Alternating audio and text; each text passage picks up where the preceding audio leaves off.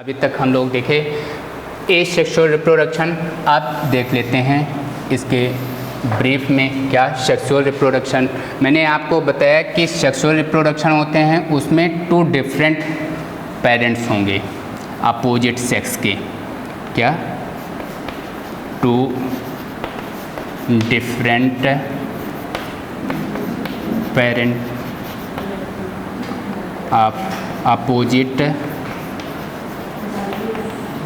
Sex. एक male होंगे, दूसरे फीमेल होंगे। मेल दूसरा मैंने बताया two different parent opposite sex के होने चाहिए। फिर क्या होना चाहिए? Formation of gamete. Formation of gamete का फॉर्मेशन होना चाहिए। मेल पेरेंट जो होंगे इनके द्वारा मेल गैमीट मेल गैमीट बनते हैं और फीमेल पेरेंट के द्वारा फीमेल गैमीट का फॉर्मेशन होता है। जो भी गैमीट होंगे मेल गैमीट का नाम होता है स्पर्म और जो फीमेल गैमीट होते हैं इनको कहते हैं एग। मेल गैमीट और फीमेल गैमीट, इन मेल और फीमेल गैमीट का क्या होगा? फ्यूज़न। क्या कहलाएगा? फ्यूज़न। इसको दूसरे टर्म में और क्या बोलते हैं? फर्टिलाइजेशन।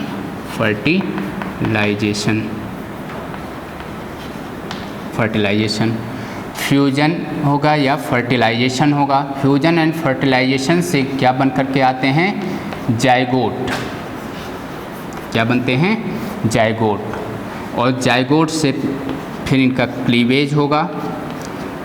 क्या होगा? क्लीवेज। और इनकी मॉर्फोलॉजी में डिफरेंसेस आएंगे और इसके बाद में न्यू ऑफ स्प्रिंग का फॉर्मेशन होगा। ठीक है, यानी क्या हुआ?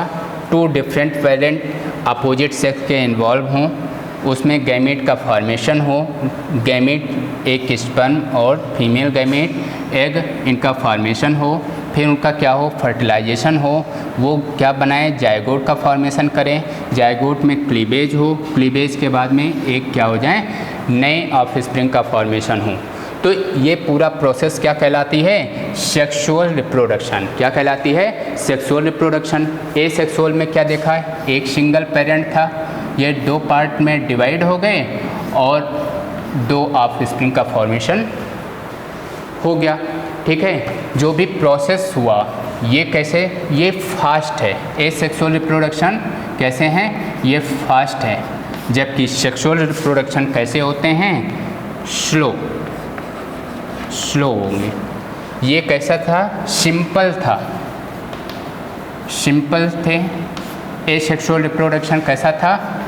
एसेक्सुअल रिप्रोडक्शन कैसे थे? सिंपल थे। और ये कैसे होंगे? कॉम्प्लेक्स। क्या होंगे? कॉम्प्लेक्स। क्लियर हुआ? सेक्सुअल रिप्रोडक्शन में दो पेरेंट का इन्वॉल्वमेंट होगा, एक मेल होंगे दूसरे फीमेल होंगे। मेल पेरेंट मेल गैमेट बनाएंगे, दैट इज स्पर्म का फॉर्मेशन करेंगे। Female gamete female parent female gamete बनाएंगे और उस गैमेट का नाम एग होगा। ये दोनों फर्टिलाइज करेंगे यानी इनका फ्यूजन होगा, जाइगोट बनेंगे, जाइगोट में क्लीवेज होंगे, नए ऑफस्प्रिंग का फॉर्मेशन हो जाएगा। ये प्रोसेस कैसा है? स्लो हैं और कैसे हैं? कॉम्प्लेक्स हैं। ठीक है, और ये पूरा प्रोसेस क्या कहलाया? Sexual reproduction. क्या कहलाया? Sexual reproduction. क्लियर हुआ? अब जब भी न्यू ऑफस्प्रिंग का फॉर्मेशन हो जाएगा फिर इनकी क्या होगी? ग्रोथ। क्या होगी? ग्रोथ होंगे। क्या होंगे? ग्रोथ होंगे। तो ग्रोथ में कैसे होगा? पहले आएंगे juvenile phase, juvenile phase, Nile phase, juvenile phase होंगे, या इसके बाद में इसी को कहते हैं वेजिटेटिव फेज। इसके बाद में सेकेंड फेज क्या होगा, रिप्रोडक्टिव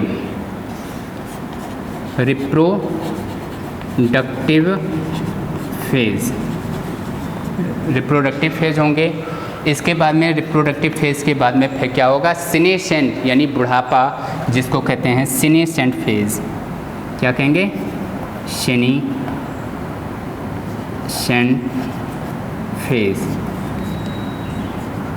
सीनेसेंट फेज होंगे। टोटल लाइफ स्पैन क्या था, the period from birth to the natural death of an organism. Life span हुआ, स्टार्ट कहाँ से हुआ, गैमेट का फॉर्मेशन हुआ, फ्यूजन हुआ, फर्टिलाइजेशन हुआ, जायगोट बने, नए ऑफस्प्रिंग का फॉर्मेशन हुआ, डिलीवरी हुई, बेबी का जन्म हुआ, बेबी के जन्म के बाद में उनका ग्रोथ हुआ, उनका जुवेनाइल फेज, वेजिटेटिव फेज हुआ यानी उनका बचपना हुआ, फिर रिप्रोडक्टिव फेज हुआ जिसको बोल सकते हैं द पीरियड बिटवीन द सीनेशन यानी बुढ़ापा और बचपना के बीच का जो पीरियड होगा उसे रिप्रोडक्टिव फेज कहेंगे। और जो ये रिप्रोडक्टिव फेज होते हैं, इसी रिप्रोडक्टिव फेज में ही कोई भी पेरेंट्स अपने गैमीट का फॉर्मेशन कर सकते हैं यानी बच्चों को जन्म दे सकते हैं। क्या कर सकते हैं, बच्चों को जन्म दे सकते हैं। उनका कौन सा पीरियड कहलाता है, रिप्रोडक्टिव फेज यानी रिप्रोडक्टिव पीरियड होते हैं। क्लियर हुआ। अब जो रिप्रोडक्टिव फेज हैं, इन रिप्रोडक्टिव फेज को हमें क्या करना है, पहचानना है। यानी as to how we can identify the reproductive phase of an organism, मतलब हम कैसे किसी भी ऑर्गेनिज्म का रिप्रोडक्टिव फेज पहचानते हैं। देखते हैं कैसे पहचानते हैं। यानी प्लांट स्पीसीज़ है, क्या है, यह प्लांट है। तो जो जुवेनाइल फेज हैं और सीनेसेंट फेज हैं, जुवेनाइल फेज और सीनेसेंट फेज के बीच का पीरियड जो है रिप्रोडक्टिव फेज है। और इस रिप्रोडक्टिव फेज में आप कैसे पहचानेंगे, यदि वो प्लांट स्पीसीज हैं तो फॉर्मेशन ऑफ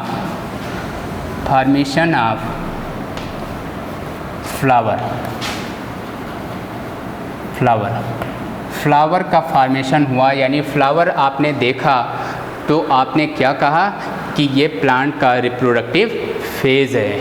और इसे फ्लावर से फिर फ्रूट का फॉर्मेशन होता है। क्या, फ्रूट बन जाते हैं।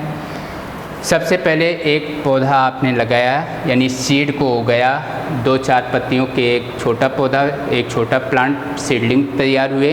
फिर वो प्लांट की ग्रोथ हुई, ग्रोथ होने के बाद में उसमें आपको बीच में एक पीरियड देखने को मिला जिसमें आया फ्लावर। क्या आया, फ्लावर। जैसे ही आपने फ्लावर को देखा, आपने प्लांट स्पीसीज़ का कौन सा पीरियड बोला कि ये रिप्रोडक्टिव फेज हैं। क्या है, रिप्रोडक्टिव फेज हैं। इसके बाद में क्या होते हैं, फ्रूट का फॉर्मेशन।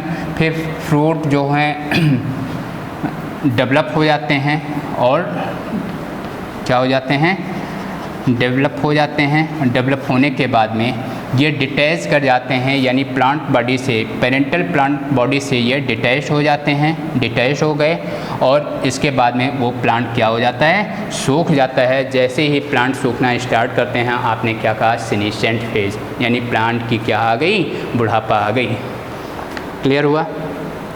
इसके बाद में फिर देखते हैं, कुछ प्लांट ऐसे होते हैं कि जिनके फ्लावरिंग टाइम को आप आइडेंटिफाई कर सकते हैं, एनुअल प्लांट। क्या होते हैं, एनुअल प्लांट, यानी जो एक सीजन में यानी 3 महीने, जैसे कोई भी प्लांट स्पीसीज़ है जिनका लाइफ स्पैन 3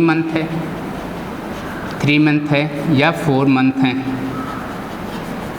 है, इनके बीच का आपने इनके सीडलिंग तैयार हुए, इनमें सीड का फॉर्मेशन हुआ, फ्लावर आपने 2 से 3 महीने के बीच में आपने फ्लावरिंग टाइम को देख लिया, रिप्रोडक्टिव फेज़ को आपने देख लिया। यानी जो ऐसे प्लांट जिनका लाइफ स्पैन कम है उनके फ्लावरिंग टाइम को आप, रिप्रोडक्टिव फेज़ को आप आइडेंटिफाई कर सकते हैं। लेकिन कुछ प्लांट, बाइनियल प्लांट में भी आप आसानी से देख सकते हैं, यानी ऐसे प्लांट जो 2 सीजन लेते हैं अपने फ्रूट का फॉर्मेशन करने में।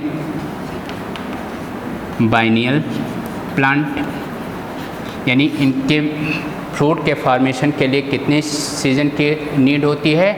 2 सीज़न का इस्तेमाल करते हैं और रिप्रोडक्टिव फेज़ को देख लेते हैं। लेकिन कुछ प्लांट ऐसे हैं जिनका रिप्रोडक्टिव फेज़ आने में 50 से 100 वर्ष लगते हैं, 50 से 100 वर्ष लग जाते हैं। जैसे 50 से बैम्बो स्पीसीज़, क्या? बैम्बो स्पीसीज़, बैम्बो स्पीसीज़ यानी बांस की प्रजाति। बांस आपने देखा है, और इनका जो फ्लावर होता है ये 50 से 100 वर्ष में एक बार फ्लावर का फॉर्मेशन करते हैं, फ्रूट का फॉर्मेशन करते हैं। फ्लावर यानी इनके फ्लावर देखने के लिए, यानी रिप्रोडक्टिव फेज़ आइडेंटिफाई करने के लिए कितने वर्ष का इंतज़ार होगा? 50 से 100 वर्ष। सपोज़ कर लेते हैं कि 100 वर्ष में क्या इनके फ्लावर देखने को मिलती हैं, आपकी एक पीढ़ी समाप्त हो जाएगी। ठीक है। ऐसे ही एक प्लांट होता है स्ट्रोबिलंथस, स्ट्रोबिलंथस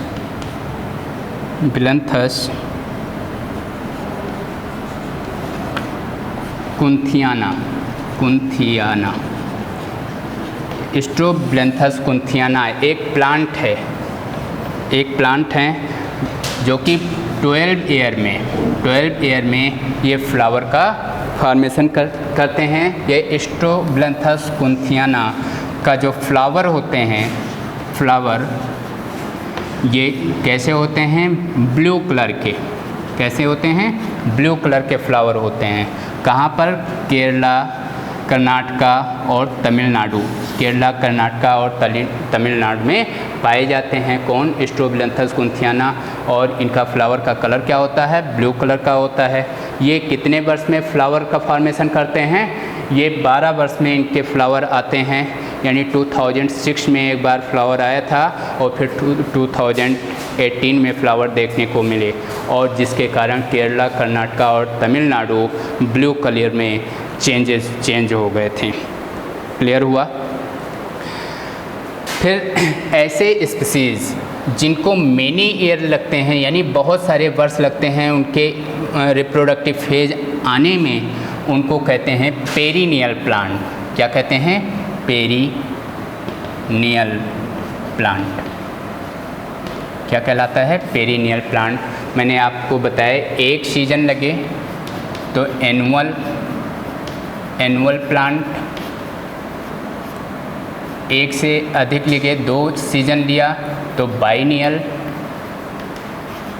प्लांट हुए, और एक से अधिक टाइम लग गया, 1 वर्ष से यानी 2 वर्ष से अधिक का टाइम लगा उनके रिप्रोडक्टिव फेज देखने के लिए, ऑब्जर्व करने के लिए या फ्लावर के फॉर्मेशन के लिए, तो ऐसे प्लांट को क्या कहेंगे? Perennial plant. पेरिनियल प्लांट के आपको